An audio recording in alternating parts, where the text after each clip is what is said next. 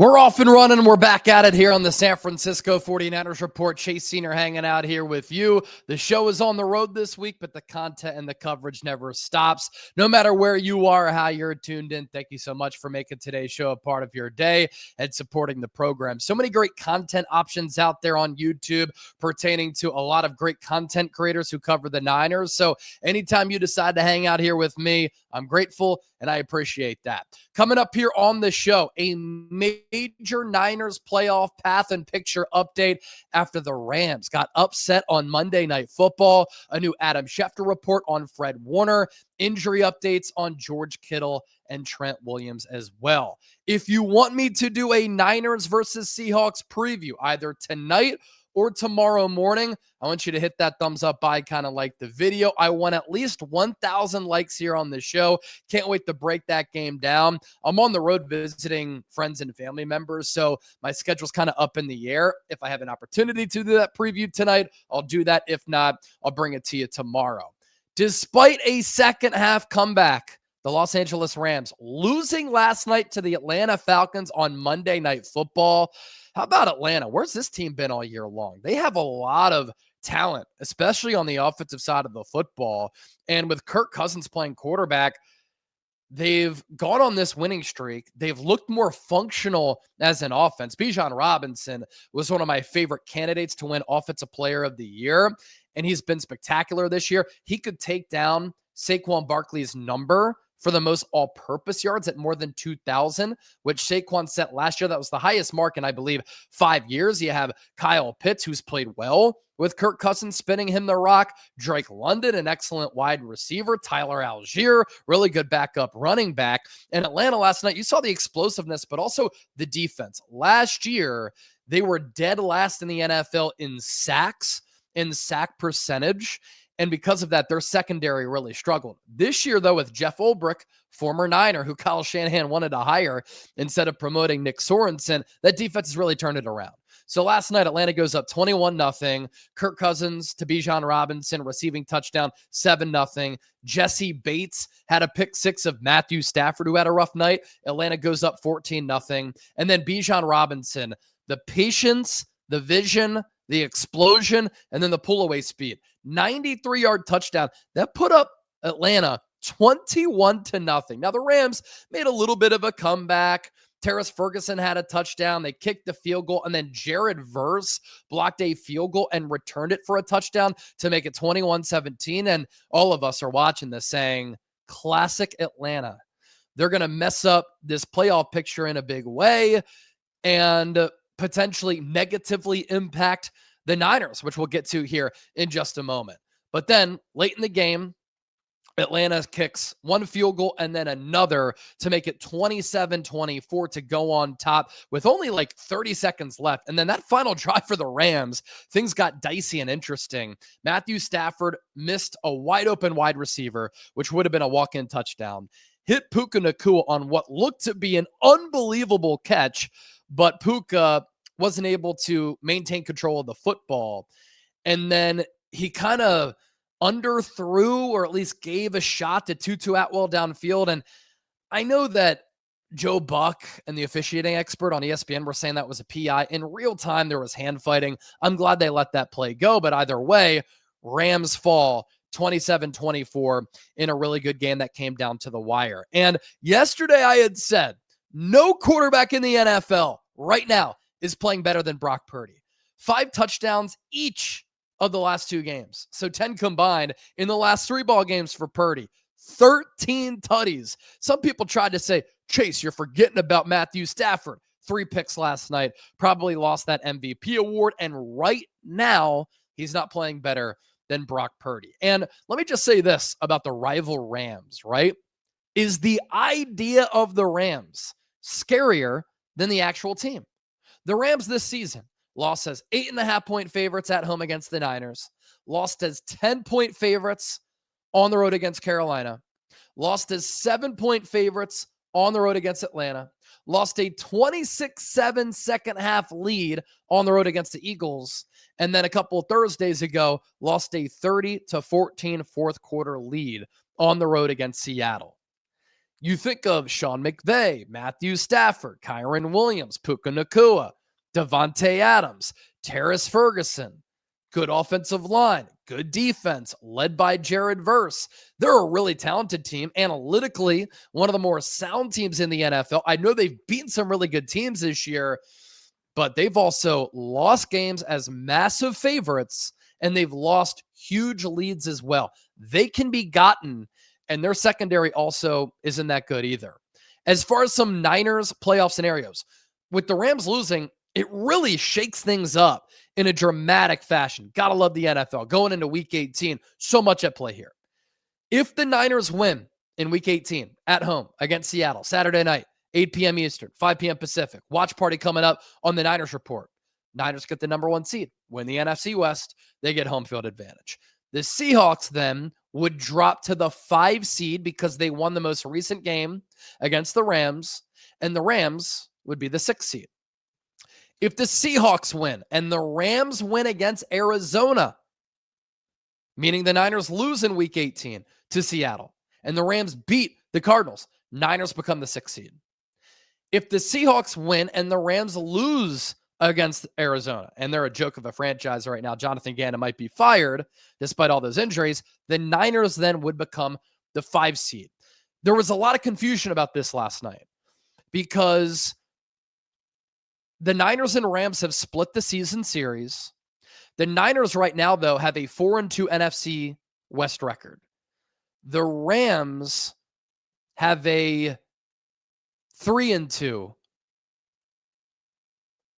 Hold on, no. The Niners have a 4-1 NFC West record. They lost to the Rams. That was it. The Rams have a 3-2 NFC West record. So if the Niners lose, 4-2 in the division. Rams win, 4-2 in the division. I thought, like many others, that the next tie-breaking scenario would be, if it's not divisional record, conference record.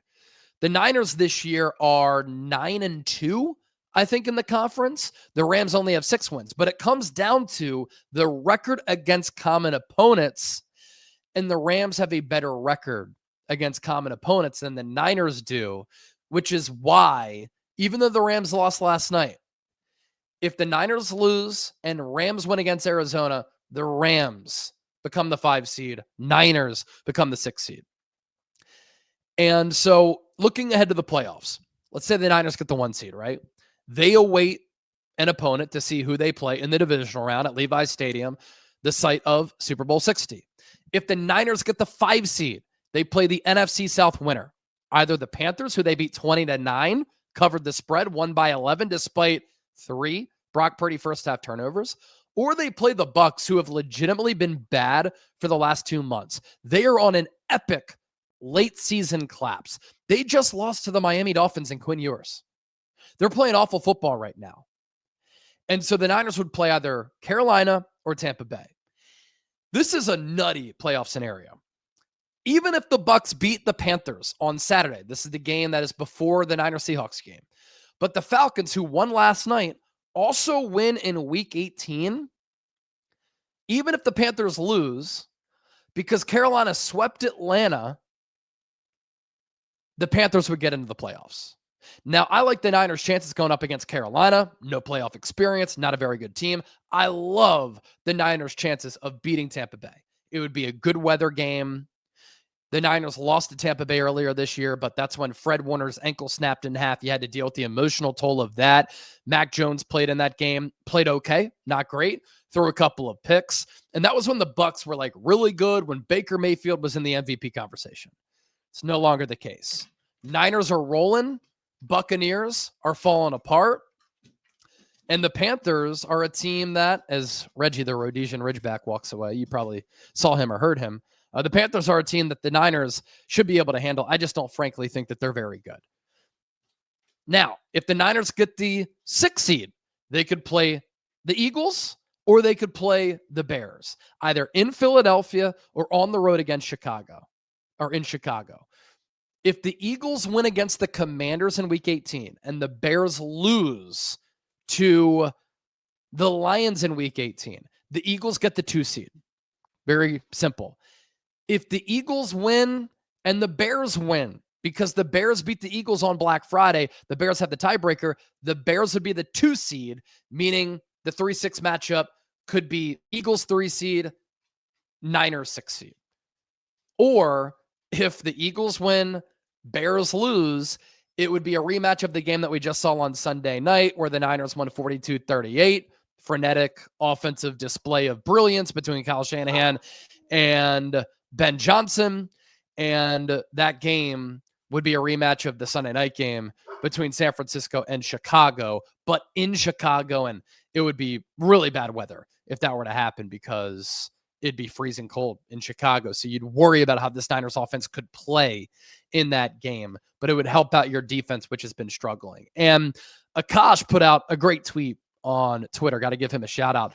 And I think he's very right on this. He said, every NFC team has a weakness or some inconsistency going into the playoffs. Niners, pass rush and defense. Seattle, big game Sam Darnold, the quarterback and the offense. Rams, secondary and special teams. Eagles, offense. Bears, defense and the pass game.